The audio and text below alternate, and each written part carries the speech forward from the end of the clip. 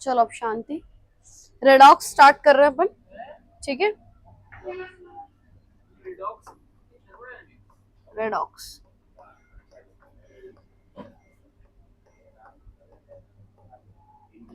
Reason ये है, 11th में 2-3 ही बच्चे हैं जो अभी तक कंटिन्यू हैं, उनको भी इतना नहीं आता है, और मोस्टली बच्चे सब नए जिनको कुछ नहीं आता है। तो बेसिक्स जरूरी है, एकदम से थर्मो का डोज नहीं दे सकते उनको।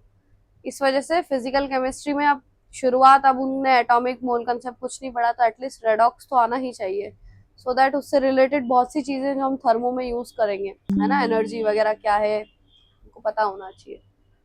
तो इसलिए अपन रेडॉक्स रिएक्शन जो है वो स्टार्ट कर रहे हैं, ठीक है। रेडॉक्स रिएक्शंस, ठीक है। क्या होता है रेडॉक्स रिएक्शंस? अगर इसी वर्ड को आप दो पार्ट में बांट दो, ऐसी रिएक्शंस जहाँ पे रिडक्शन और ऑक्सीडेशन दोनों एक साथ होता हो, है ना। मिली? बहुत बढ़िया।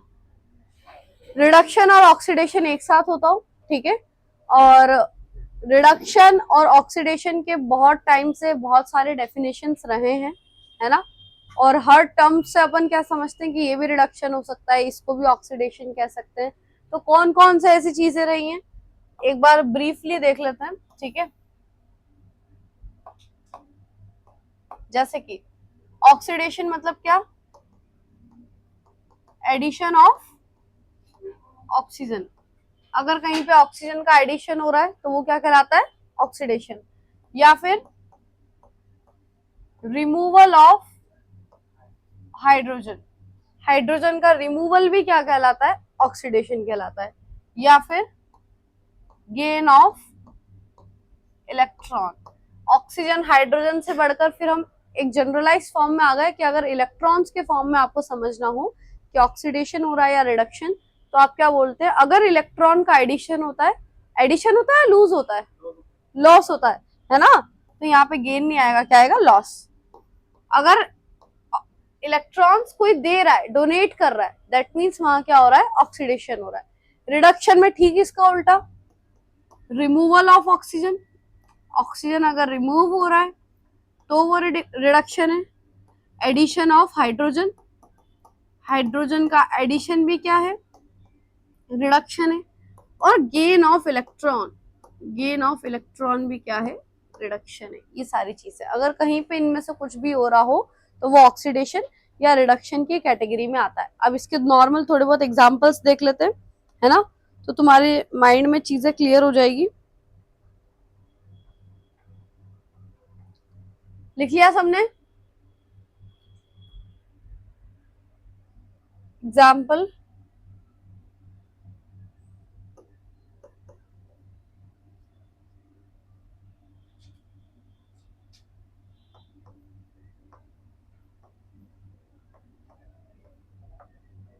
ये 10th क्लास की पहली रिएक्शन यही पड़ी थी अगर याद हो तो। क्या हो रहा है यहाँ पे?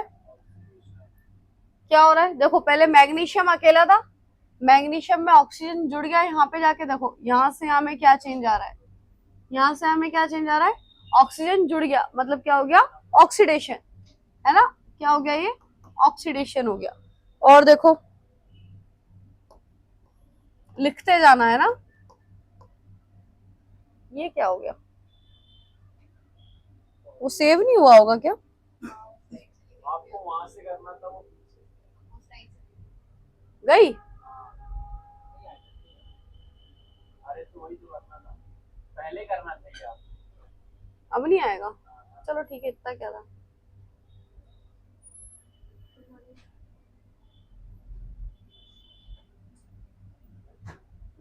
नहीं आएगा ना,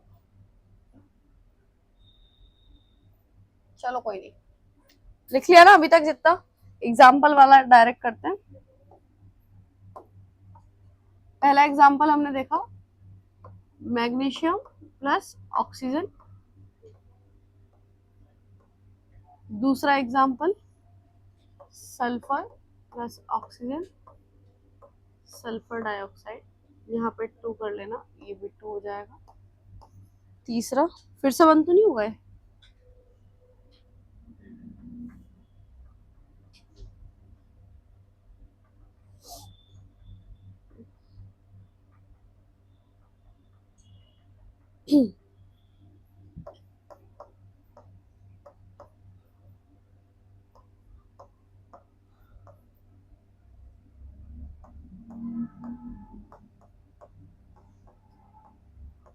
किसका ऑक्सीडेशन हो रहा है इसमें? सी का ऑक्सीडेशन हो रहा है। हाँ। और H का रिडक्शन। कार्बन का क्या हो रहा है? ऑक्सीडेशन। क्यों H का रिडक्शन कैसे हो रहा है? अरे हम्म हाइड्रोजन अकेला था, ऑक्सीजन एडिशन ही तो हुआ। पर कार्बन से हटा भी तो सही। क्या?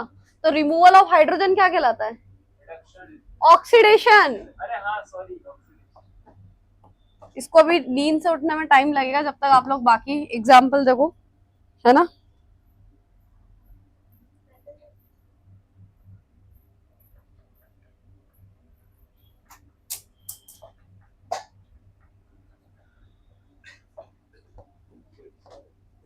फिर बीच में एक कंसेप्शन ये भी चला था कि ऑक्सीजन जैसे कि इलेक्ट्रोनेगेटिव एलिमेंट होता है, तो ऐसे किसी भी इलेक्ट्रोनेगेटिव एलिमेंट का भी अगर एडिशन हो जाए, जैसे कि मान लो मैग्नीशियम में अगर फ्लोरीन का एडिशन हो जाए, है ना, तो इलेक्ट्रोनेगेटिव एलिमेंट का एडिशन भी क्या कहलाता है? आपका ऑक्सीडेशन ही कहलाता है। ठीक है, अब इसको एक काम करो, लिख लेते हैं फिर से।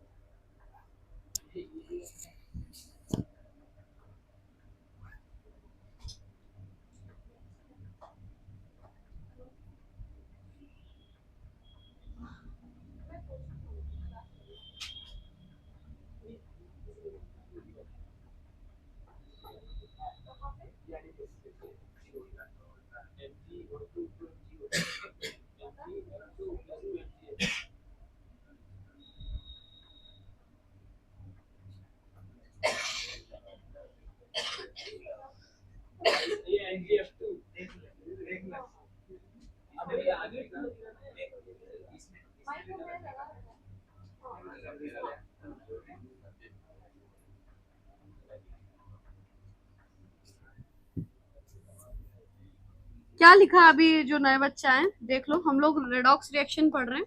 ठीक है, रेडॉक्स वर्ड का मतलब क्या होता है? रिडक्शन और ऑक्सीडेशन।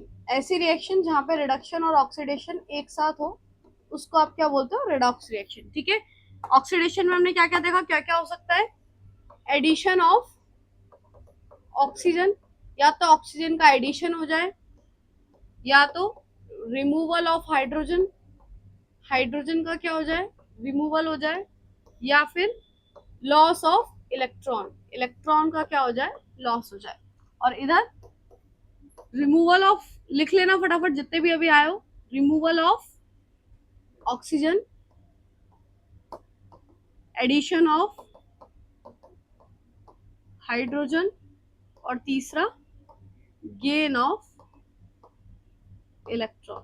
ठीक है, लिखो जल्दी।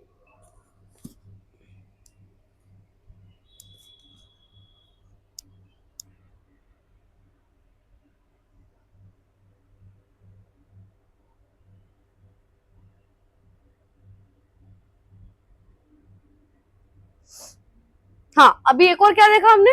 अगर कोई इलेक्ट्रोनेगेटिव एलिमेंट, यहाँ पे और ऐड करना, एडिशन ऑफ इलेक्ट्रोनेगेटिव एलिमेंट। अगर कोई इलेक्ट्रोनेगेटिव एलिमेंट का भी एडिशन हो रहा है, तो वो भी आपका ऑक्सीडेशन की कैटेगरी में ही आएगा। और यहाँ पे क्या हो रहा है? Removal of electronegative element.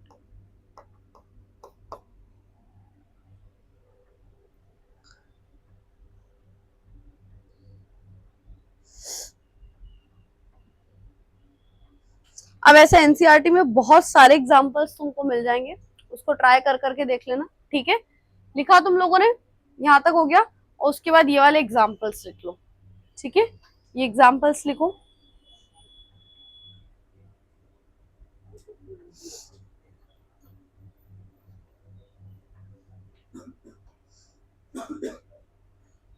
Ma'am ये बैलेंस रिपोर्ट वाली एक नॉर्मल। कौन सी वाली? क्यों नहीं बैलेंस? जैसे ऊपर वाला तो 2 mgf की होगा। ऑक्सीजन की वैलेंसी क्या होती है और फ्लोरीन की वैलेंसी क्या होती है? हाँ, और फ्लोरीन की +1 होती है और ऑक्सीजन की -2। पहले रिवाइज करके आना।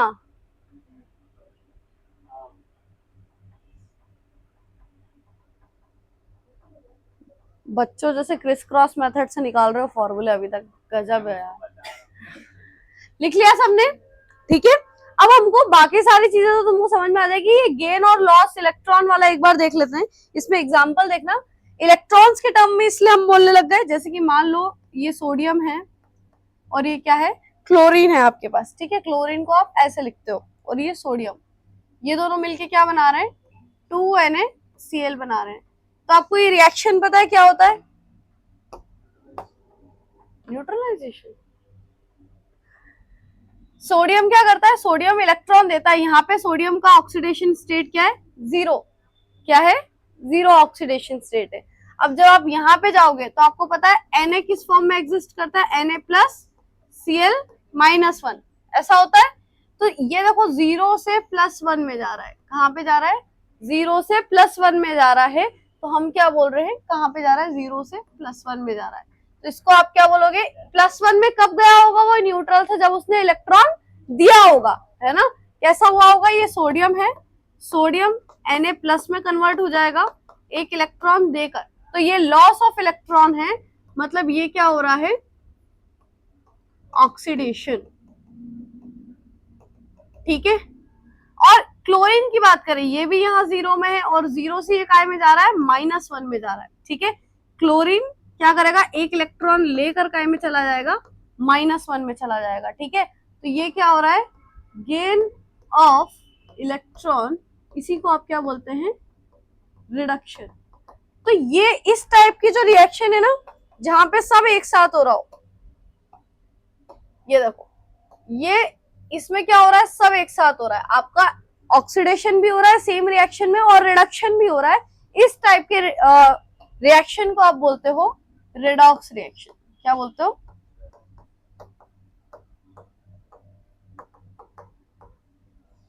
लिखो।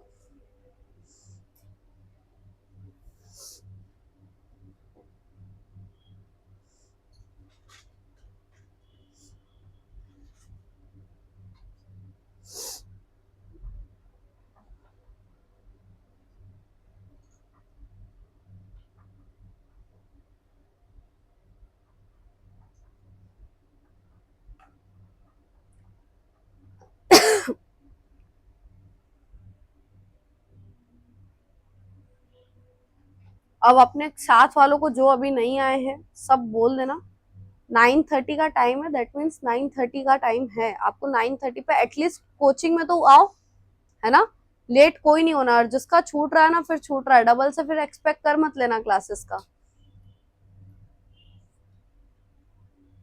9:30 पे रोज क्लास स्टार्ट हो जाएगी। अब जिसका छूट रहा है वो फिर रिकॉर्डिंग देख लेना, फिर मतलब क्या ऑफलाइन आपको एडमिशन लेने का, अगर रिकॉर्डिंग देख के ही पढ़ना तो घर पे ही बैठो। फिर लिखा है यहाँ तक सबने?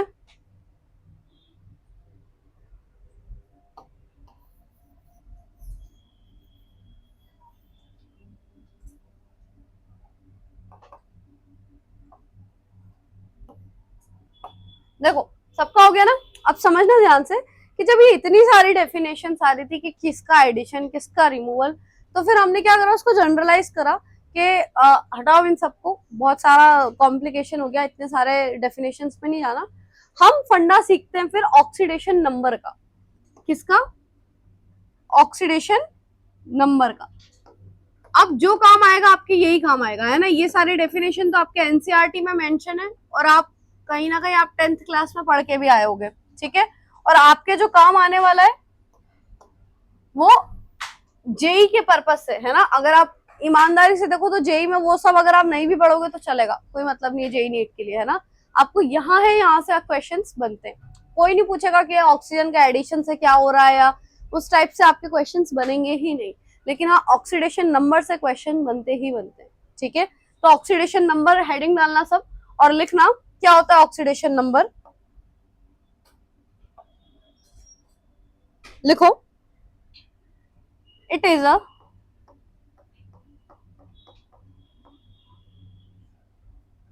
इट इज एन एवरेज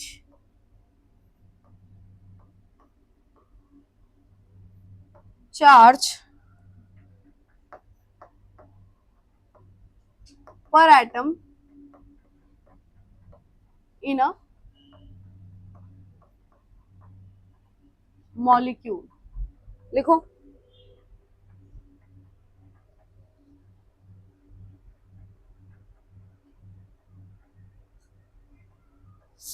क्या लिख दिया, ये क्या मतलब होता है इसका? एवरेज चार्ज पर एटम इन अ मॉलिक्यूल। अब इसका मतलब समझना, आपके मॉलिक्यूल में अगर एक टाइप के बहुत सारे एटम प्रेजेंट है, मान लो, है ना, अगर एक टाइप का एक ही एटम है तो उसमें कितना चार्ज है, वो ऑक्सीडेशन नंबर है। या फिर अगर सेम टाइप के बहुत सारे एटम प्रेजेंट है तो सब पे इंडिविजुअली कितना कितना चार्ज है, वो चार्ज लिखो और उनका क्या निकाल लो, एक एवरेज निकाल लो, वो कहलाता है ऑक्सीडेशन नंबर। अब अभी ऐसे समझाने में भी नहीं समझ में आएगा, पर एग्जाम्पल करके देखते हैं तो समझ में आ जाएगा। अब जैसे कि पहला एग्जाम्पल लिखो, मान लो फर्स्ट एग्जाम्पल है आपके पास हाइड्रोजन। कैसा एग्जाम्पल है? हाइड्रोजन। अब अगर मैं हाइड्रोजन को लिखूं तो ये कुछ कोवेलेंट बॉन्ड बनाता है, इसका स्ट्रक्चर कैसा होगा, ऐसा स्ट्रक्चर होगा, ठीक है। अब अगर आप ये बॉन्ड तोड़ते हैं, है ना, क्या करो, अब इस बॉन्ड को तोड़ के देखो, तो जब आप बॉन्ड तोड़ोगे इन दोनों में से ऐसा कुछ है क्या, किसी की इलेक्ट्रोनेगेटिविटी ज्यादा है, किसी की इलेक्ट्रोनेगेटिविटी कम है, ऐसा कुछ होता है क्या? दोनों एक जैसे हैं, मतलब दोनों की इलेक्ट्रोनेगेटिविटी सेम है। जिनको इलेक्ट्रोनेगेटिविटी नहीं पता, इलेक्ट्रोनेगेटिविटी मतलब ये रहता है कि जब आपका बॉन्ड टूट जाए, ये जो बॉन्ड बना हुआ है, उस बॉन्ड के दोनों इलेक्ट्रॉन कोई अगर एक खींच के ले जा रहा है, मतलब उसकी पावर इलेक्ट्रॉन के प्रति अगर ज्यादा है, उसको बोलते हैं इलेक्ट्रोनेगेटिविटी, है ना। मतलब अगर इन दोनों में से मैं H के साथ Cl जोड़ती, तो आपको पता है क्लोरीन क्या एक नेगेटिव एलिमेंट है, ये क्या करेगा, इलेक्ट्रॉन अपनी तरफ खींच के ले जाएगा, तो हम बोल सकते हैं ये ज्यादा इलेक्ट्रोनेगेटिव है। पर यहाँ तो दोनों एक जैसे ही है ना, अगर दोनों सेम फोर्स से रस्सी को खींचेंगे तो रस्सी कहीं जा पाएगी क्या? नहीं जाएगी ना। तो सिमिलरली क्योंकि ये दोनों सेम है, तो हम ऐसा बोल सकते हैं कि इस पे भी जीरो चार्ज है, इस पे भी जीरो चार्ज है ना। अब आपने क्या बोला, आपकी डेफिनेशन में एवरेज चार्ज पर एटम, एक टाइप के एटम का एवरेज चार्ज। अब ये दोनों हाइड्रोजन हाइड्रोजन है, अब यहाँ पे जीरो है, आप इसका एवरेज निकालो, क्या आएगा, 0 + 0 डिवाइडेड बाय 2, आंसर क्या आएगा, 0 ही आएगा। तो मतलब मॉलिक्यूलर फॉर्म में हाइड्रोजन का ऑक्सीडेशन नंबर क्या होता है, ऑक्सीडेशन नंबर क्या होता है, 0। आई बात समझ में?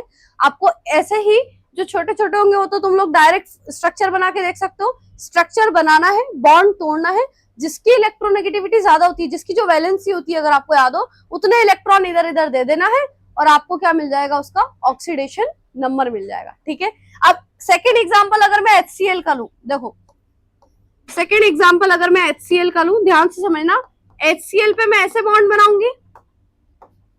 अब अगर मैं ये बॉन्ड तोड़ूं तो मुझे पता है क्लोरीन क्या है, इलेक्ट्रोनेगेटिव है, इस पे आएगा -1, इस पे आएगा +1, तो इसमें हाइड्रोजन का, अब इसका एवरेज निकालेंगे क्या, हमको एक टाइप के एलिमेंट का चाहिए, हाइड्रोजन तो एक ही है ना, अब इसका क्या एवरेज निकालोगे, हाइड्रोजन पे कितना चार्ज है, +1, तो ये हो गया हाइड्रोजन का ऑक्सीडेशन नंबर, ठीक है। इधर देखो क्लोरीन का ऑक्सीडेशन नंबर क्या हो गया, -1। आई बात समझ में? जब एक जैसे एटम, अरे तुम लंबे लंबे पीछे बैठो यार बेटा, इनको दिक्कत आएगी देखने में, है ना, इनको आगे कर दो। जब एक जैसे एटम बहुत सारे जुड़े रहते हैं तब हमको प्रॉब्लम आती है काय में, तब हमको उसका एवरेज निकालना पड़ता है फिर, ठीक है। बैठ जाओ।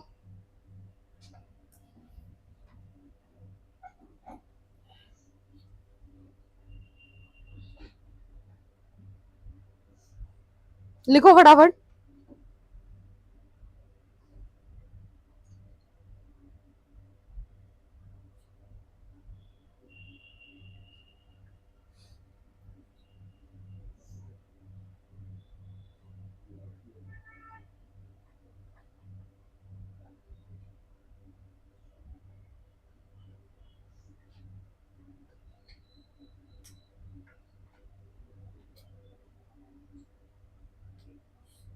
ठीक है, नेक्स्ट एग्जांपल देखो बेटा, तुमको जो टाइम दिया जाता है ना, वो नोट करने के लिए दिया जाता है, इधर उधर बातें बनाने के लिए नहीं दिया जाता है।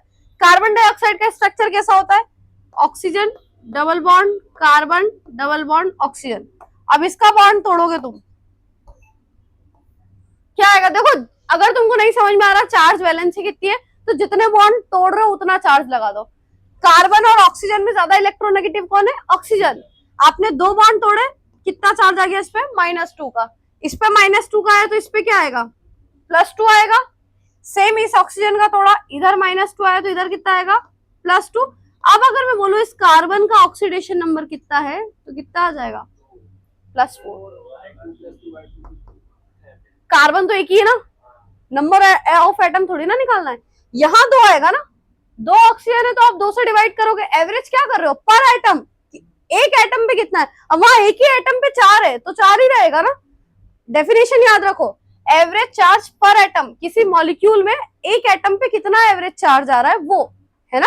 सेम टाइप का अगर एटम है तो आया समझ में। इस टाइप से आप क्या निकाल सकते हो? ऑक्सीडेशन नंबर निकाल सकते हो। और इतना इजी नहीं है, अभी लिखते जाओ, कॉम्प्लिकेट कर रही हूं मैं। लिखो। अब ऑक्सीजन का निकालोगे तो ऑक्सीजन का आपको एवरेज निकालना पड़ेगा। क्या निकालोगे? -2 डिवाइडेड बाय 2 क्या हो जाएगा? -4 डिवाइडेड बाय 2 -2।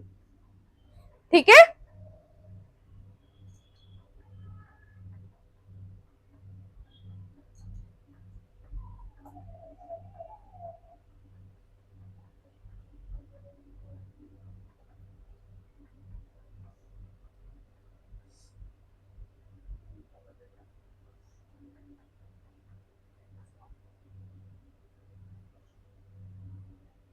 आया समझ में सबको? लिख लिया? अगला देखो,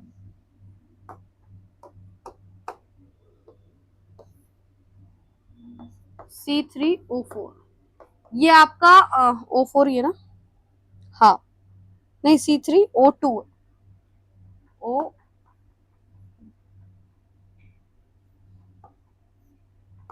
है। ये आपका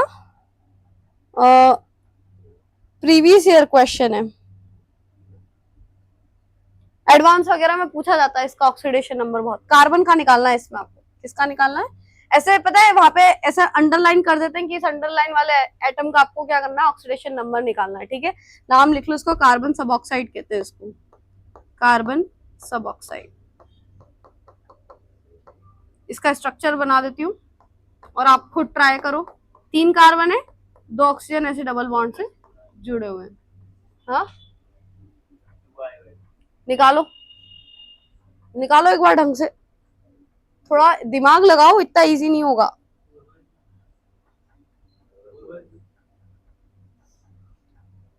निकालो निकालो।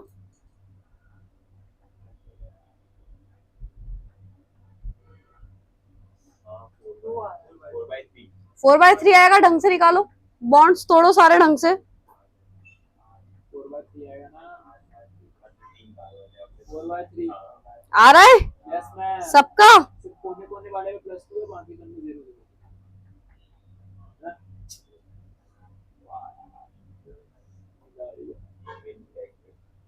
0 हो गया।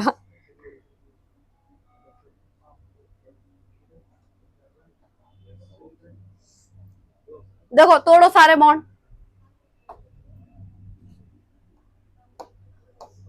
इधर देखो, ये बॉन्ड तोड़ा, इधर कितना आएगा? -2, इधर कितना आएगा? +2। सबको समझ में आ रहा है? इधर समझो ध्यान से। फिर ये वाला तोड़ोगे, इधर -2, इधर कितना आया? +2। अब बेटा जब ये बॉन्ड तोड़ोगे तो दोनों कार्बन कार्बन ही है ना, तो इसकी वजह से ये भी 0 रहेगा, ये भी 0 ही रहेगा। और जब ये वाला बॉन्ड तोड़ोगे तो ये भी 0 रहेगा, ये भी 0 रहेगा। जब सेम एलिमेंट्स के बीच में आप बॉन्ड तोड़ते हो तो वहां कोई चार्ज सेपरेशन नहीं होता है। ठीक है, अब आप क्या करो, अब आप देखो कार्बन पे कितना कितना चार्ज है। इस पे 2 है, +2 है, इस वाले कार्बन पर 0 है और इस वाले कार्बन पर क्या है? +2 है। आपको क्या निकालना है? एवरेज निकालना है।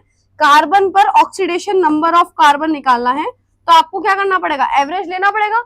हर ऑक्सीडेशन हर कार्बन पर कितना ऑक्सीडेशन स्टेट है ये, डिवाइडेड बाय कितने कार्बन एटम है? 1 2 3, ये ले लिया आपने 3, कितना हो गया? +4। अब यहां से अगर आपको एक और चीज समझने को मिल रही हो तो there is a difference between oxidation state and oxidation number. क्या बोल रही हूं मैं कि ऑक्सीडेशन स्टेट अलग होता है, आधे से ज्यादा को तो ये भी नहीं पता होता है। ऑक्सीडेशन स्टेट और ऑक्सीडेशन नंबर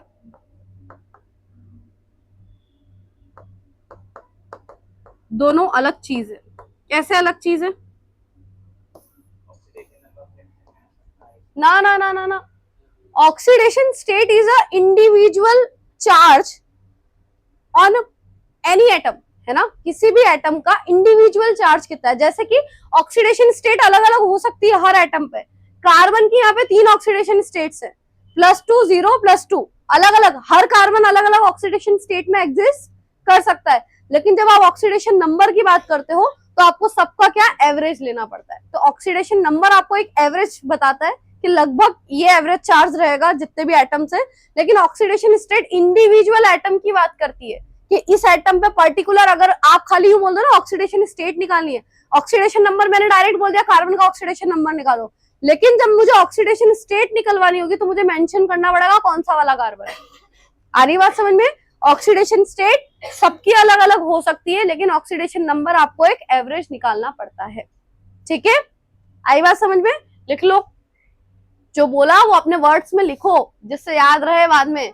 ऐसा नहीं कि हाँ मस्त सुन रहे अपन कहानी समझ के हमको हमेशा याद रहेगा।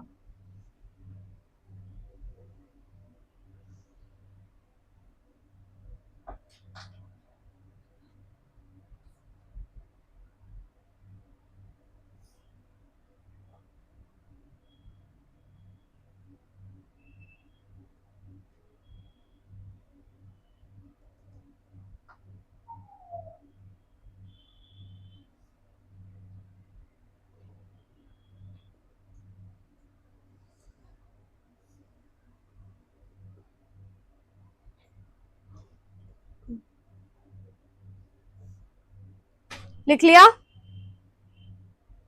सबका हो गया?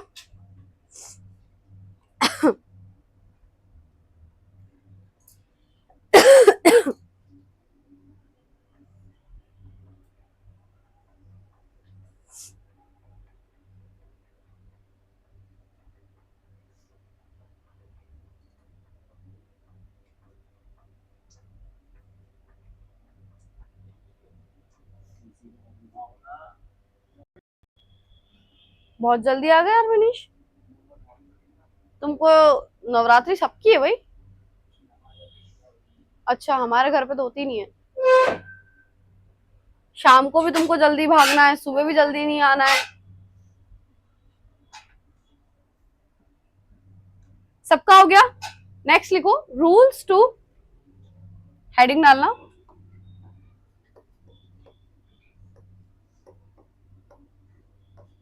रूल्स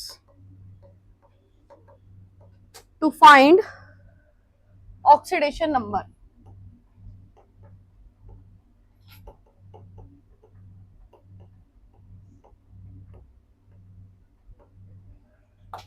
ऑक्सीडेशन नंबर निकालोगे कैसे आप? ठीक है, एवरेज, ये तो क्यों रूल्स है? क्योंकि हर किसी का स्ट्रक्चर ड्रॉ करना पॉसिबल नहीं है। आपको जरूरी नहीं है सबका स्ट्रक्चर मालूम ही हो, है ना। अभी C3O2 का मालूम था क्या मेरे बताने से पहले? किसी किसी के आप तुक्के लगा लोगे, बट हमेशा सही स्ट्रक्चर आए पॉसिबल नहीं है। तो बिना स्ट्रक्चर के अगर आपको ऑक्सीडेशन नंबर निकालना हो तब आप क्या करोगे, है ना। उसके लिए कुछ रूल्स होते हैं जो आपको समझाए जाते हैं। हाँ, लेकिन ये रूल्स खाली थंब रूल्स हैं, ऐसे ही हैं।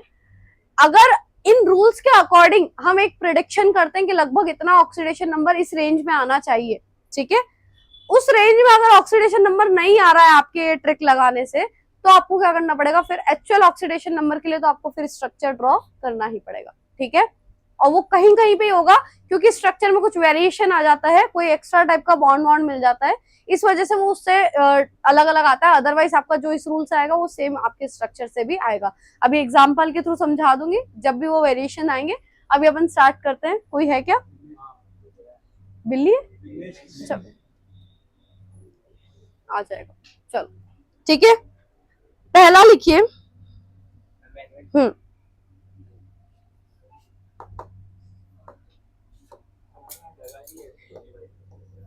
विग्नेश बहुत जल्दी आ गया यार तुम, तुम्हारा क्या बहाना है?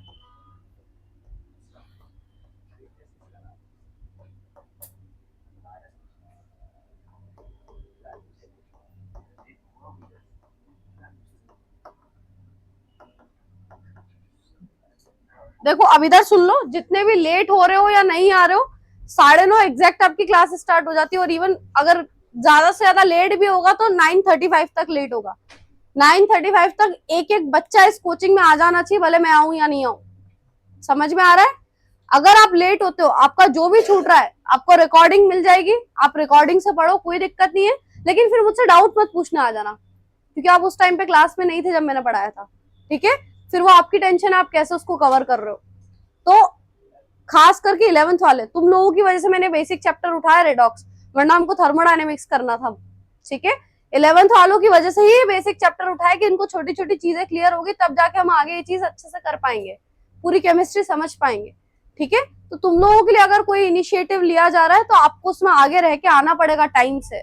ये कोई बात नहीं कि आपका 9:30 क्लास का टाइम है और आप 10:15 बजे क्लास के अंदर 10-20 हो रहे हैं, आप उस टाइम पे आप क्लास में आ रहे हो। 9:30 का टाइम है, मैं 9:45 के बाद किसी को अलाउ नहीं करूंगी क्लास में, सही बोल रही हूँ। तुम आ भी जाओगे तो इंडिविजुअल फिर रिकॉर्डिंग देखना, क्योंकि मेरी क्लास में भी तुमको दिख रहा है इतनी कोई जगह है नहीं। तो जो पहले आएगा वो क्लास में यहीं पर बैठ के अटेंड करेगा। ठीक है? अभी तक आपका हो जाता था कि चलो ठीक है फ्री टाइम है, सेल्फ स्टडी टाइम है, लेकिन मेरी क्लास में किसी भी के भी चक्कर में रोकती नहीं और तुम लोगों को अच्छे से बताए। ठीक है? चलो, पहला रूल हमने लिखा है कि ऑक्सीडेशन नंबर ऑफ एलिमेंट्स जो फ्री स्टेट में पाए जाते हैं उनका ऑक्सीडेशन नंबर हमेशा 0 होता है। एग्जाम्पल के लिए मेटल्स, आप कभी ऐसे लिखते हो क्या? Na2 नहीं लिखते ना? क्यों? क्योंकि मेटल आपका फ्री स्टेट में मिलता है। आयरन आप ऐसे लिखते हो। ठीक है?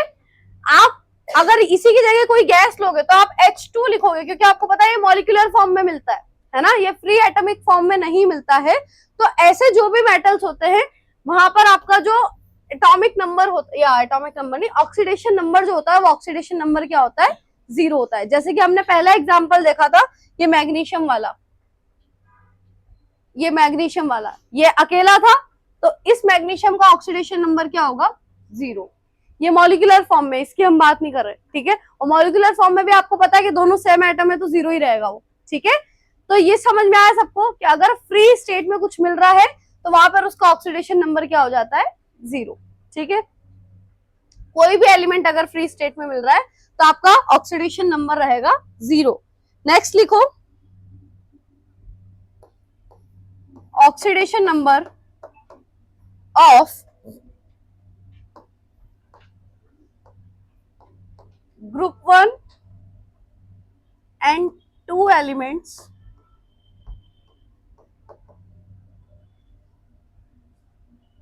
in their compounds.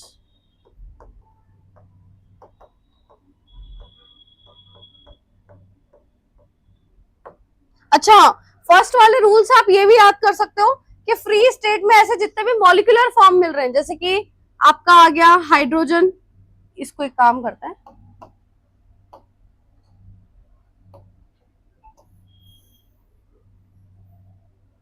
पूरा ही जाएगा ये।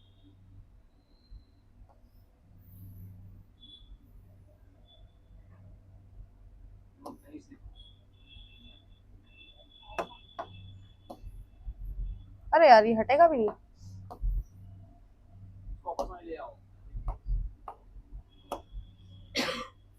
ठीक है? अब फ्री स्टेट में आपके मेटल्स हो गए, उसके अलावा देखा जाए फ्री स्टेट में हाइड्रोजन ऐसे मिलता है, ऑक्सीजन ऐसे मिलता है, नाइट्रोजन ऐसे मिलता है, फ्लोरीन ऐसे मिलता है। तो फ्री स्टेट में ये लोग ऐसे मिलते हैं ना मॉलिक्यूलर फॉर्म में, तो जो मॉलिक्यूलर फॉर्म में मिलते हैं इनका इंडिविजुअल ऑक्सीडेशन नंबर क्या रहेगा? 0। सभी का 0 रहेगा। ठीक है? सभी का ऑक्सीडेशन नंबर क्या रहेगा? 0। ठीक है?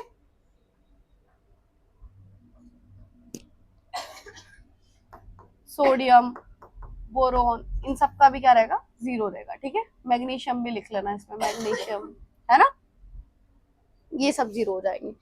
अब ग्रुप 1 और ग्रुप 2 देखो, ग्रुप 1 और ग्रुप 2 किसको कहते हैं?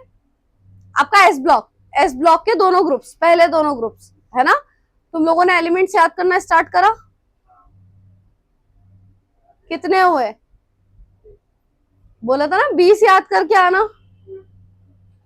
हो गए पक्का? 20 एलिमेंट, और ऐसे ग्रुप वाइज भी खड़े खड़े भी याद करना स्टार्ट कर देना, क्योंकि देखो वो नहीं समझोगे ना तो आगे का कुछ भी समझ में नहीं आएगा। क्या हो गया? क्यों लड़ रहे हो? ढंग से बैठ जाओ भाई, सबको दिखने दो।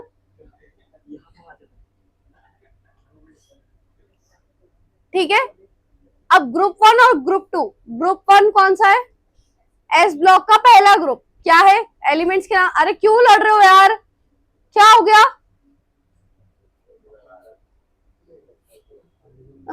ये सब मेरी ड्यूटी है, मतलब आधा टाइम तो बच्चों जैसे तुम लोगों को शांत करने में लगाऊं मैं कि ऐसे बैठ जाओ इधर। तुम लोगों को इतना मैच्योर होना चाहिए, अपने आप सिटिंग अरेंजमेंट देख लेना चाहिए कि एटलीस्ट हमारी वजह से मैम को कोई दिक्कत नहीं आनी चाहिए क्लास में।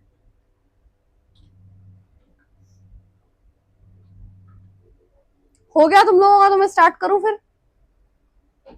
निहायत ही वाहियात बच्चे हो यार तुम लोग, सच में।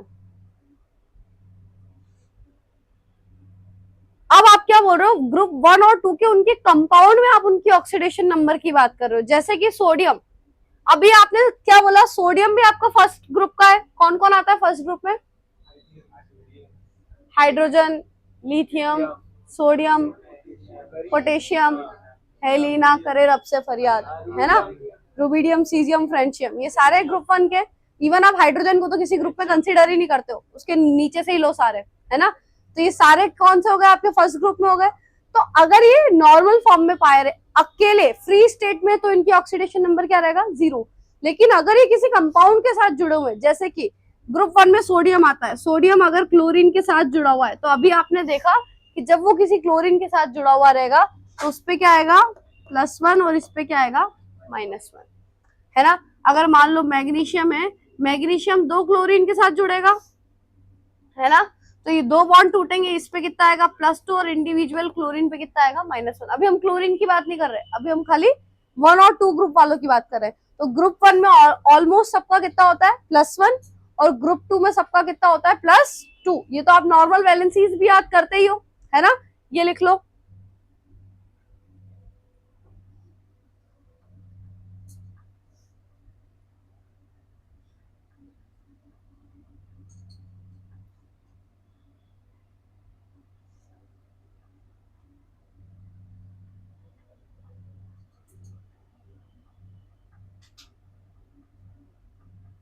क्या लिखोगे यहां से?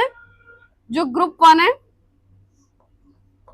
उनके कंपाउंड स्टेट में +1 रहता है, और जो ग्रुप 2 है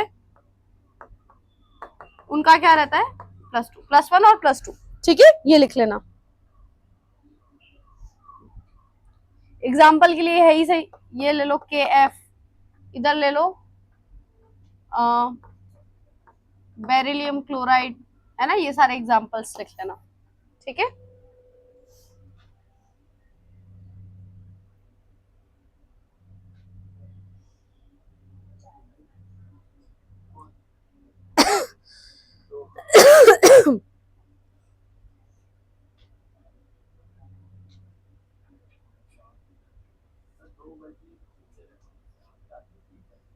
चलो नेक्स्ट लिखो, oxidation number of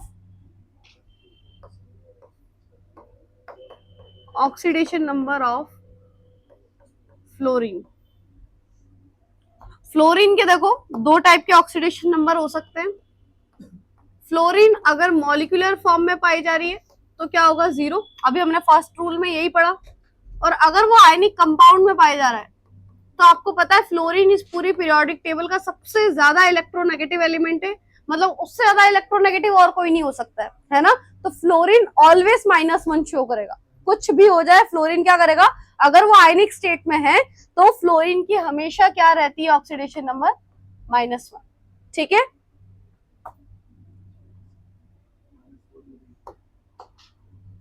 fourth, oxidation number of hydrogen. अब देखो हाइड्रोजन पे थोड़ा सा चिंतन करने का विषय है। हाइड्रोजन अगर आपका मॉलिक्यूलर फॉर्म में एग्जिस्ट करता है, ये आपने अभी पढ़ा, तो क्या हो जाएगा? 0, ठीक है। हाइड्रोजन बाकी किसी के भी साथ जुड़ जाए एक्सेप्ट ग्रुप 1 एंड ग्रुप 2, किसके अलावा?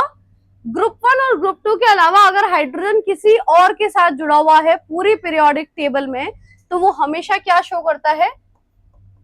+1। क्या शो करेगा? +1। प्रोटोनिक फॉर्म में रहता है, किसी के भी साथ जुड़ा हुआ हो एक्सेप्ट ग्रुप 1 वाले मेटल्स को आप क्या बोलते हो?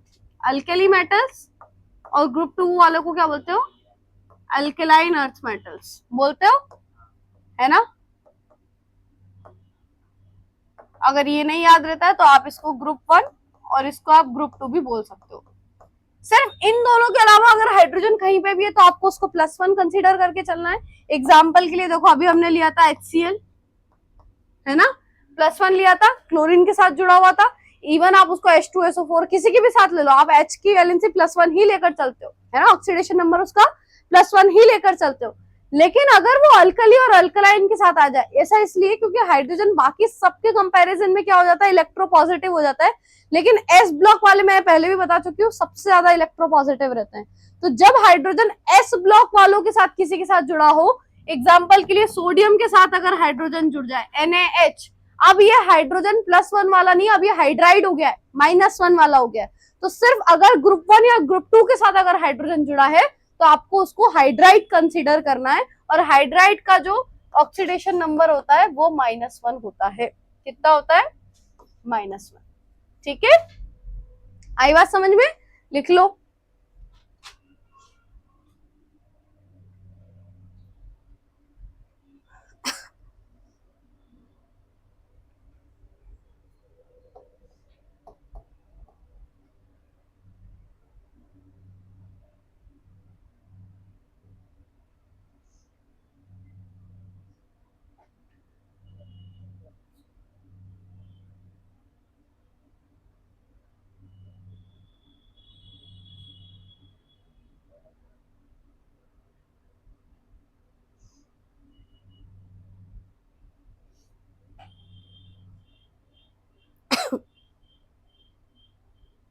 हो गया सबका? इसमें तो बहुत सारे एग्जांपल लिख सकते हो, है ना। HF लिख लो, इसमें HF आ जाएगा, H2O आ जाएगा, है ना। सब में +1 ही रहता है, किसी के भी साथ जोड़ दो इधर तो ठीक है। अब इसको देखो, H2O को, अगर H2O को तुम खोलोगे इधर, लीनियर बना दो फिलहाल के लिए, इधर से बॉन्ड तोड़ा, इधर से तोड़ा, इधर आ गया +1, इधर आ गया +1, है ना। हाइड्रोजन का आपको क्या निकालना है? एवरेज ऑक्सीडेशन नंबर निकालना है। कैसे निकालोगे? +1 डिवाइडेड बाय 2 हाइड्रोजन है 2 करोगे, कितना आएगा? +2/2, कितना आ जाएगा? +1। देखिए ना, आपको इंडिविजुअल हर हाइड्रोजन पे 1 ही है ना। आई बात समझ में? तो ये आपके हाइड्रोजन के रूल्स तक हो गया सबका, है ना। तीसरा रूल लिखना, तीसरा क्या, पांचवा।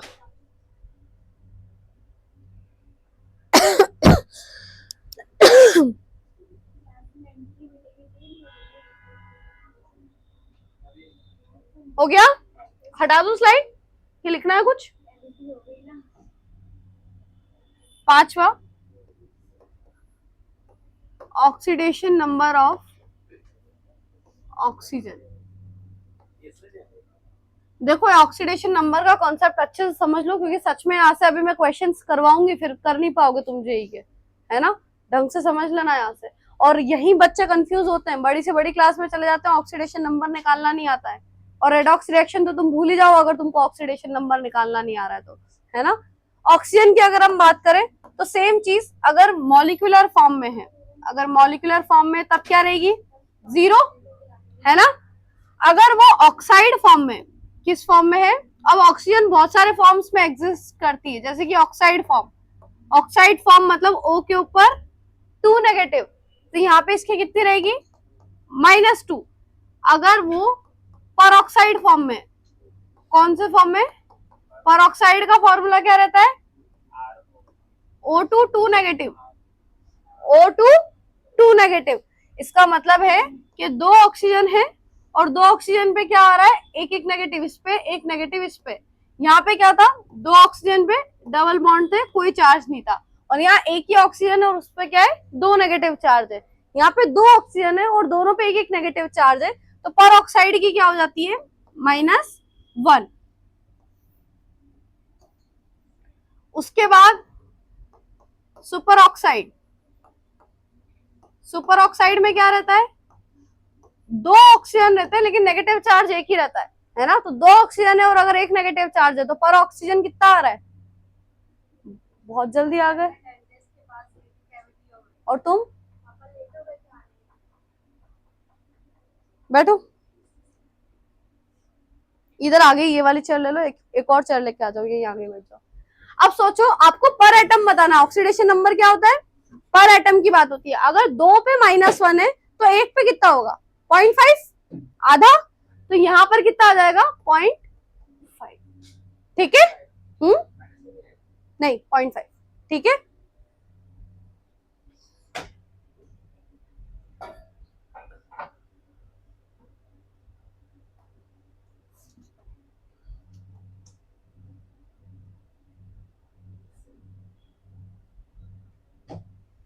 यहां तक तो सबने समझा ही है, ठीक है।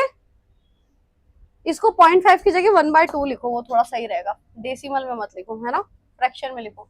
हाँ माइनस का आएगा ना, हे भगवान, यहां तक लिखा। उसके बाद लास्ट देखो, ये सारी तो नेगेटिव ऑक्सीडेशन नंबर हो गए सारे, ऑक्सीजन के सारे नेगेटिव है। ये सब उस केस में है जब तक ऑक्सीजन, देखो ऑक्सीजन भी बहुत इलेक्ट्रोनेगेटिव एलिमेंट होता है पूरे पीरियोडिक टेबल में। ऑक्सीजन से ज्यादा इलेक्ट्रोनेगेटिव कौन होता है, फ्लोरीन, है ना। तो अगर ऑक्सीजन पूरे पीरियोडिक टेबल में इन फॉर्म में एग्जिस्ट करता है तो ये सारे उसके क्या रहते हैं, ऑक्सीडेशन नंबर रहते हैं। सिर्फ फ्लोरीन इकलौता ऐसा एलिमेंट है, अगर वो ऑक्सीजन से जुड़ गया तो फ्लोरीन तो अभी हमने पढ़ा हमेशा -1 रहने वाला है, तो सिर्फ उस कंडीशन में ऑक्सीजन का ऑक्सीडेशन नंबर पॉजिटिव हो जाता है, अदरवाइज हमेशा ऑक्सीजन का ऑक्सीडेशन नंबर क्या रहेगा, नेगेटिव रहेगा। तो लास्ट एक केस लिखना इसी में, अगर OF2 एक ही मॉलिक्यूल होगा, OF2 ऑक्सीजन 2 से जुड़ता है और 2 फ्लोरीन एक ऑक्सीजन से जुड़ेंगे। अब OF2 में देखो, इसको ऐसे समझ लो, मान लो ये O है, ये 2 फ्लोरीन है, और इसको तोड़ो, ये -1 लेगा, इधर से +1 आएगा, ये -1 लेगा, इधर से +1 आएगा, तो ऑक्सीजन पे कितना आ गया, प्लस, माइनस कैसे आएगा, प्लस आएगा ना, +2 आएगा। तो सिर्फ ये वाली कंडीशन ऐसी है जहां पे ऑक्सीजन भी पॉजिटिव ऑक्सीडेशन नंबर में जाएगा, लिख लो।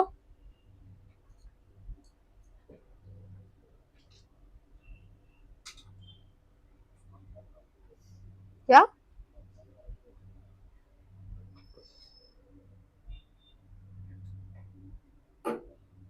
बस नहीं होगा, लॉक है वो, बस ये कैसे हो गया फिर, अरे लॉक क्यों हो जाता है, कब भी लग रहा है।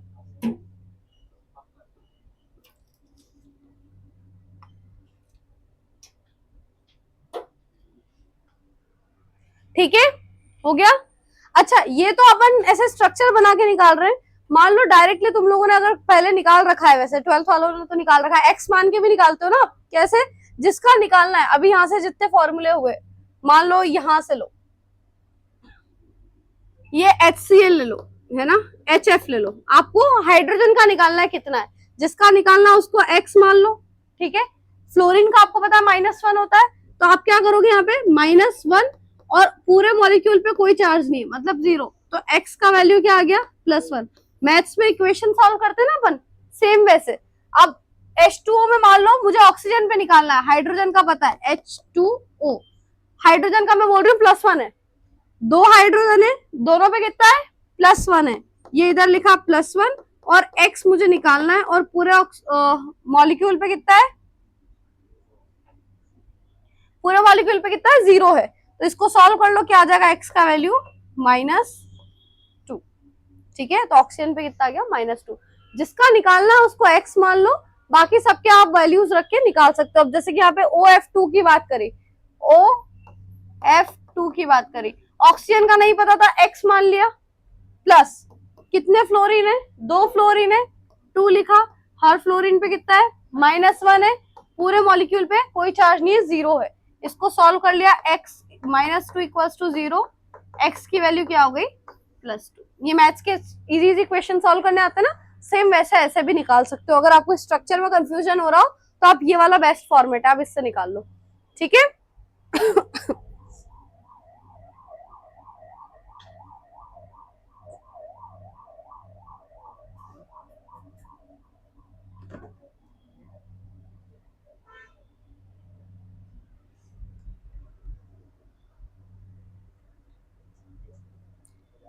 हो गया? Yes, ma'am. कौन से रूल थे? पांचवा। छठा रूल लिखो, और ये थोड़ा इंपॉर्टेंट है। Oxidation number of P block elements.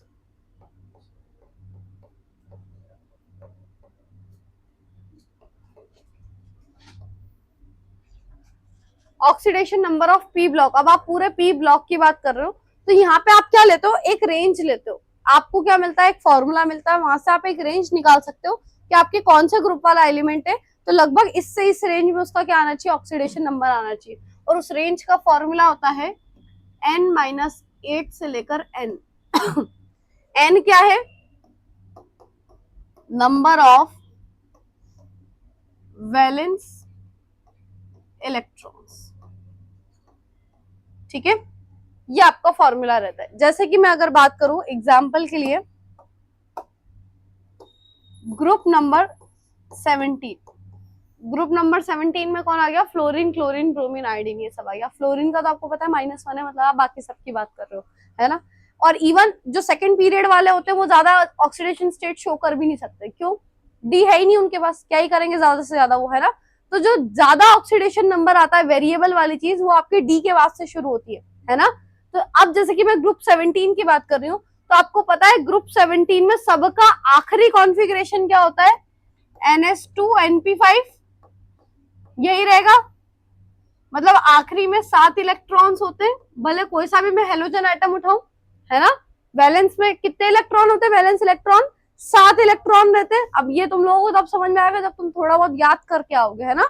एक बार कभी टाइम मिलेगा मेरे को अलग से, या फिर मैंने बोला ना वो एटॉमिक स्ट्रक्चर कंप्लीट कर लो वहां से, तो उसमें तुम सीख जाओगे कि वैलेंस इलेक्ट्रॉन कैसे निकालते हैं। या फिर कभी टाइम निकलेगा तो जिन जिन बच्चों को नहीं आता है, एक क्लास लेके तुमको अलग से सिखा देंगे कैसे निकालते हैं। ठीक है, ग्रुप 17 में वैलेंस इलेक्ट्रॉन कितने होते हैं? 7 इलेक्ट्रॉन रहते हैं। अब अगर मैं इसमें ये फॉर्मूला लगाऊं, क्या मुझे उसका ऑक्सीडेशन नंबर का क्या चाहिए? रेंज चाहिए। तो वो रेंज कैसा आएगा? 7 - 8, और इधर क्या आ जाएगा? 7। मतलब -1 से +7, ये रेंज है ग्रुप 17 की। -1 से +7 तक कोई भी oxidation number chlorine, fluorine, bromine, iodine, इन सबकी हो सकती है। फ्लोरीन को हटा दो, फ्लोरीन की -1 रहेगी, बाकी सबकी क्लोरीन, ब्रोमीन, आयोडीन। आप ऐसा मान के मत चलो कि हेलोजन है तो हमेशा -1 में ही रहेगा। क्लोरीन की भी पॉजिटिव ऑक्सीडेशन स्टेट्स होती है बहुत सी बार। ठीक है, तो ये आपको एक रेंज मिल गई कि -1 से लेकर +7 तक कुछ भी हो सकती है। एग्जाम्पल के लिए मान लो मेरे पास है ClO3 नेगेटिव। अब बताओ, क्या इसमें मैंने तुमको स्ट्रक्चर बताया? स्ट्रक्चर पता है तो इजी सा चीज, अगर तुमको स्ट्रक्चर पता है तो तुम स्ट्रक्चर से निकालो। बट कॉमन सेंस यही कहता है कि आप नॉर्मल क्लोरीन की निकालनी है, और 2p वालों की तो फाइनल है। 2p वालों की हम सबकी निकाल चुके हैं, सेकंड पीरियड वालों की। तो जिसकी फाइनल आपको पता है वो रखो, जिसकी नहीं पता उसको x मान लो। ऐसा आ जाएगा कि अंडरलाइन करे हुए एलिमेंट का ऑक्सीडेशन नंबर निकालो। ये जेई में इस टाइप के क्वेश्चन आएंगे। तो आपको क्या करना है? जिसका नहीं पता उसको क्या मानना है? x। ठीक है, ऑक्सीजन कितने हैं? 3 ऑक्सीजन है, और हर ऑक्सीजन पे कितना चार्ज रहता है? -2 का चार्ज रहता है। और पूरे मॉलिक्यूल पे क्या चार्ज है? -1 का चार्ज है। अभी 0 नहीं है, -1 है ऊपर। अब इसको सॉल्व करो, करो सॉल्व सब, 5 सबको करने दो, करो सब। और किसकी आ रही है?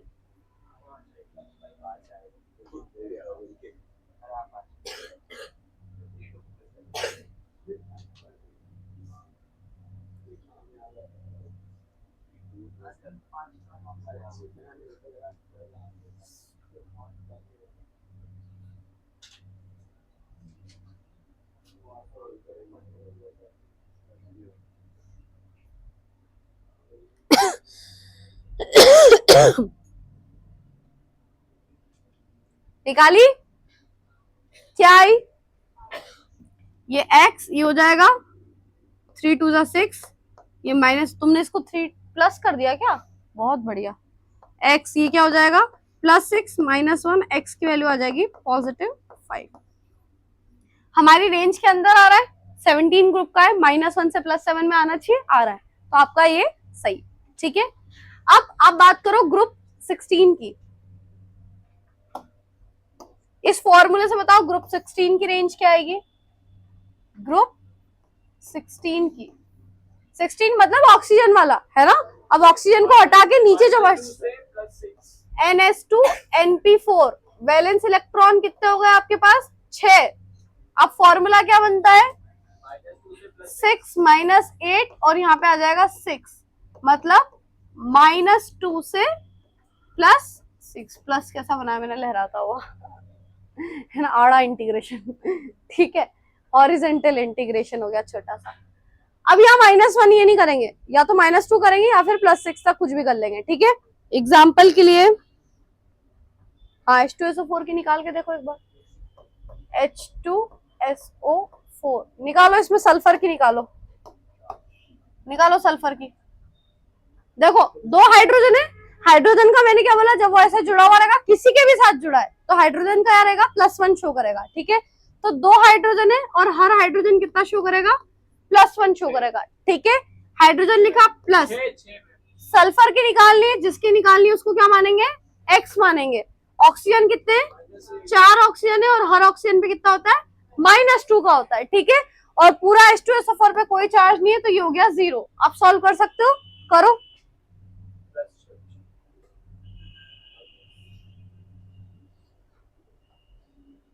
एक और करो,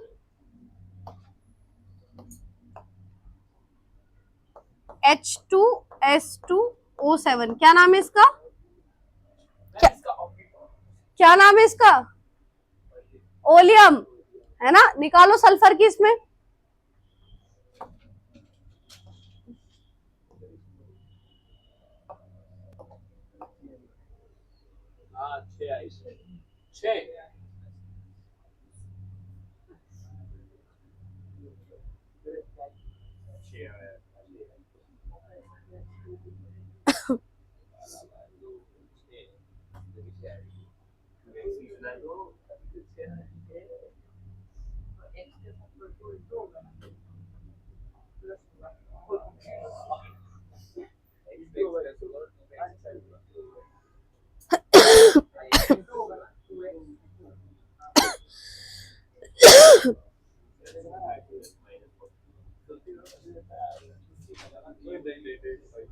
आवाज नहीं, निकालो।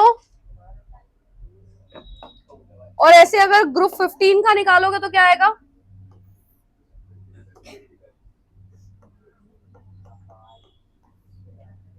NH2 NP3 मतलब 5 वैलेंस इलेक्ट्रॉन, कितना आ जाएगा? 5 - 8 -3 से लेकर 5, ठीक है। ग्रुप 15 में कौन कौन आ गया? नाइट्रोजन के नीचे वाले, है ना, फास्फोरस वगैरह ये सब आ गया, है ना। निकालो इसमें, किसके निकाल सकते हो? H3PO4 निकालो, फास्फोरस की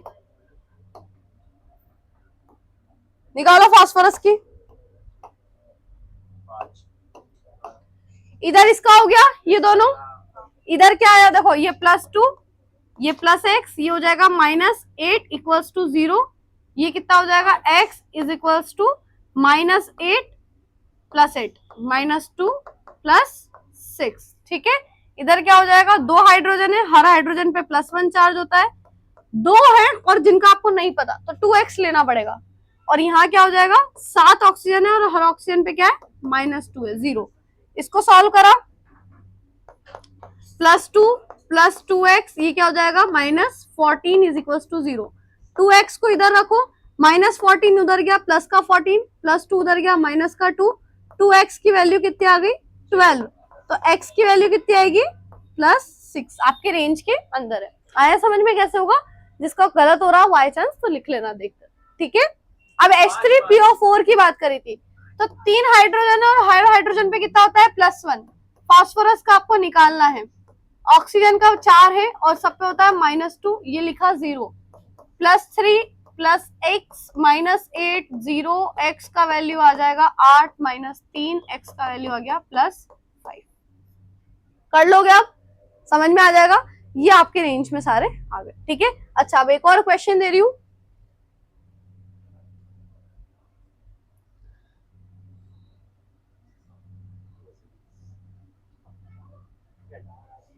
और सेम ऐसे आप डी ब्लॉक का भी निकाल सकते हो। डी ब्लॉक में भी आपको यही करना है ना। डी ब्लॉक वाले एलिमेंट्स के लिए भी कोई ऐसे थंब रूल नहीं होते, आपको जिसका नहीं आता उसको एक्स मानना है और बाकी सबका आपको निकालना है। एक आध आप डी ब्लॉक का भी निकाल लो, है ना। ऑक्सीडेशन कितना चल रहा था ये, 6th, ये हो गया सबका। 7th, oxidation number of D block elements. ठीक है, अब आपका कल वर्क ये रहेगा, आपको एनसीईआरटी में जितने भी ऑक्सीडेशन नंबर के क्वेश्चंस वगैरह हैं अभी तक मैंने जो जो रूल लगा दिए उसके अकॉर्डिंग सॉल्व करके आना है। एनसीईआरटी वगैरह सॉल्व करके आओ, कल मैं तुमको जेई मेंस के क्वेश्चंस कराऊंगी डायरेक्ट। ठीक है, डी ब्लॉक के लिए मान लो क्या क्या नाम याद है मेरे को डी ब्लॉक में। एक तो KMnO4 याद है ना। एक पोटेशियम डाइक्रोमेट याद है, K2Cr2O7, और एक और क्या याद है, K2Cr O4, पोटेशियम क्रोमेट। आपको बहुत सी बार डाइक्रोमेट और क्रोमेट, अगर ये अच्छा, इसको आपको ऐसा भी दे सकता है पोटेशियम डाइक्रोमेट, इसको आपको ऐसे भी दे सकते हैं Cr2O7 2 नेगेटिव, दोनों एक ही चीज है। दो पोटेशियम को हटाओगे तो दो नेगेटिव चार्ज आ जाएगा उसके ऊपर, तो या तो तुम यहाँ +2 कंसीडर करके चलो या इक्वल के उधर -2 ले लो, एक ही बात है। तो आपको डाइक्रोमेट आयन भी मिल सकता है, पोटेशियम डाइक्रोमेट भी मिल सकता है, सोडियम डाइक्रोमेट भी मिल सकता है। तो आपको डाइक्रोमेट नाम याद रखना है कि डाइक्रोमेट आयन ये होता है। ठीक है, और ये कौन सा होता है, क्रोमेट आयन, CrO4 2 नेगेटिव, ये होता है क्रोमेट आयन। और इससे रिलेटेड एक जेई का क्वेश्चन है प्रीवियस ईयर, और 20 के बाद का ही है, 20-23 के आसपास का ही है। कल करवाऊंगी मैं, इसलिए बता रही हूँ, कल नहीं बताऊंगी ये फॉर्मूले। ये होता है क्रोमेट आयन आपका, और ये होता है आपका डाइक्रोमेट। अब इन सब में आपको अंडरलाइन करे नहीं करे आपको पता होना चाहिए, आपको डी ब्लॉक वाले का निकालना है। ठीक है, तो डी ब्लॉक वाला कौन कौन है, इधर से ये मैंगनीज है, इधर से क्रोमियम है, और इधर से भी ये क्रोमियम है। निकालो, इनकी रेंज नहीं, अब इनकी रेंज, अच्छा इनकी रेंज के लिए ऐसे थंब रूल नहीं लगाना, तुमको इनका इलेक्ट्रॉनिक कॉन्फ़िगरेशन पता है, पता है ना अच्छे से। क्या होता है बताओ, मैग्नीज का 25 होता है ना। क्या होगा लास्ट कॉन्फ़िगरेशन, 3d5 4s2, ये रहता है। आपको इनका कॉन्फ़िगरेशन लिखना है, और ये क्योंकि मेटल है तो पॉजिटिव ही शो करेंगे, तो ये जितने मैक्सिमम इलेक्ट्रॉन दे सकते हैं +1 से लेकर 0 से लेकर इवन +7 तक पॉसिबल है इसकी, है ना। और अगर मैं बात करूं क्रोमियम की, क्रोमियम का होता है 24, तो ये हो जाएगा 3d5 4s1, तो ये कहां तक शो कर सकता है, 6 तक शो कर सकता है, ये इसकी रेंज है। तो डी ब्लॉक वाले के लिए आपको उसका कॉन्फ़िगरेशन मालूम होना जरूरी है ना। आउटर मोस्ट जो भी कॉन्फ़िगरेशन है वो सारे इलेक्ट्रॉन दे दो, वहां तक उसकी रेंज है। करो फटाफट। हाँ,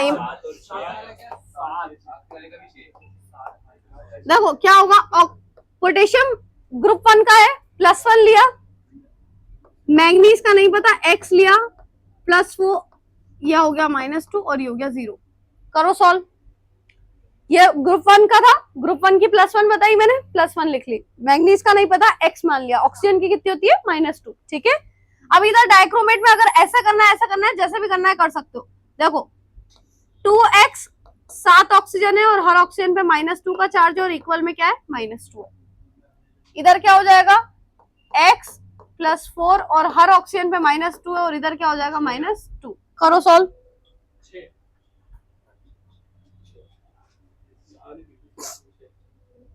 इसका क्या हो जाएगा, +1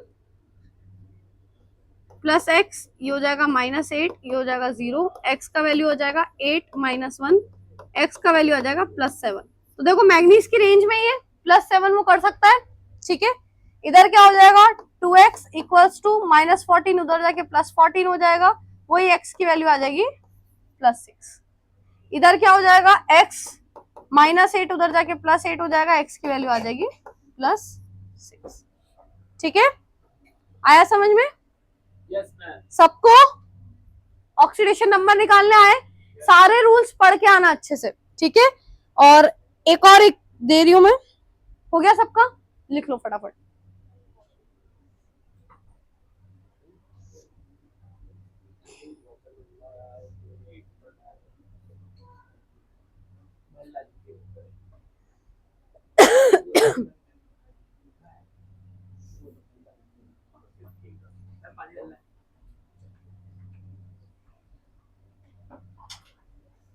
बस छोड़ ही रही हूँ मैं सभी, दो थोड़ी देर और रुक जाओ।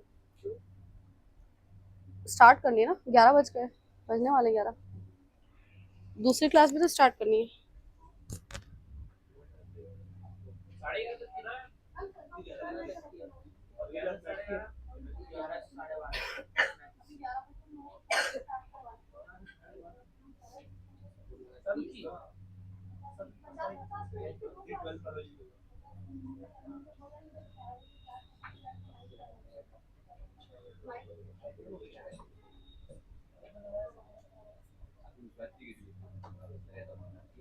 हो गया सबका?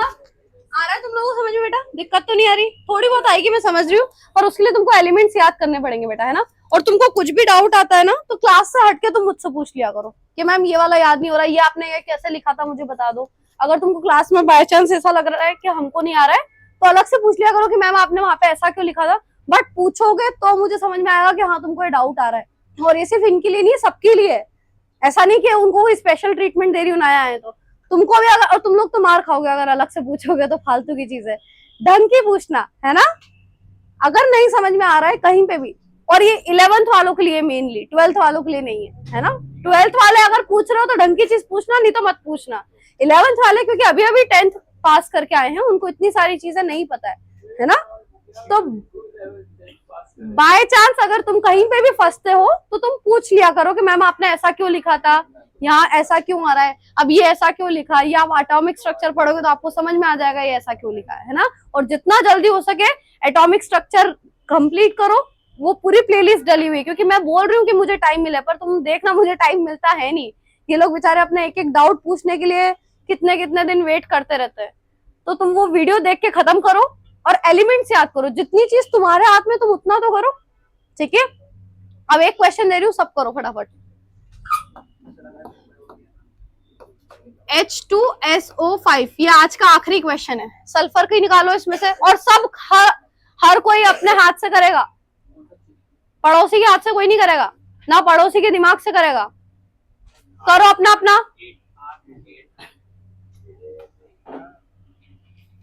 Are you sure? क्योंकि सल्फर ग्रुप 16 का है और इसकी रेंज -2 से +6 है। रेंज क्या है? -2 से +6 है। रेंज याद दिला रही हूं मैं, एक बार रेंज देख लेना। करो अब, लगाओ दिमाग। मुझे कुछ नहीं पता,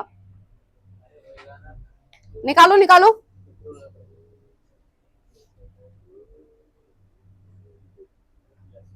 अगर नेगेटिव चार्ज है कुछ, अच्छा अच्छा अच्छा। तभी 8 ही आ रही है क्या? 2 + x = 10। सबके आने दो पहले 8, फिर मान जाऊंगी 8 आ रही है। एक एक बच्चे की आनी चाहिए, लेकिन किसी एक की भी अलग आ गई ना फिर तुम लोग खारिज हो जाओगे।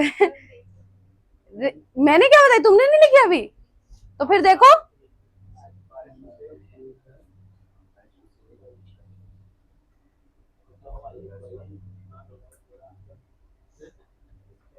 आलेख भाई के दम पे जेई कर रहे हो क्या?